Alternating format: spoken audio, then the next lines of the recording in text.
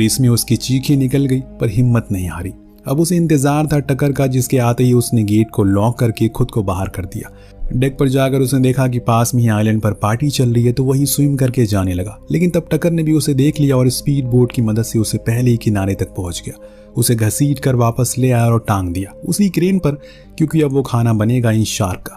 पर जैसे ही शार्क उसके करीब आए उसने उसे लात मारकर दूर कर दिया, जो देखकर टकर को सही नहीं लगा।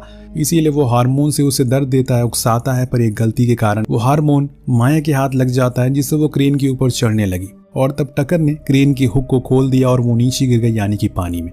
उसके सामने आ गई वही शार्क, जो उसे कुछ देर घूरती रही, फिर बिना कुछ करे वहां से वापस चली जाती है, जैसे कि मानो उसे पता हो इस शख्स ने उसे उसका कुछ नहीं बिगाड़ा।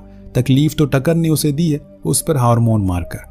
बोट के पीछे से वो वापस चढ़ गई और दबे पांव टकर पर पीछे से वार करके उसे पानी में गिरा दिया, जिसे कुछ ही सेकंड के अंदर वो शार्क उसे अपना निवाला बना लेती है। और ताज्जुब की बात यह है कि ये सब कुछ उस कैमरा में रिकॉर्ड हो रहा था, जिसमें औरों की मौत का मंजर वो रिकॉर्ड करता था। अब माया फौरन एक फ्लेयर शूट करती है, जिसे एक जहाज देख लेता है। इसके बाद वो मैट के पास गई और उससे कहा कि वो जिंदा है, बस उसे कुछ देर और हिम्मत बांधनी होगी। जो सुन उसने कहा कि मुझे पता था कि तुम ये कर लोगी।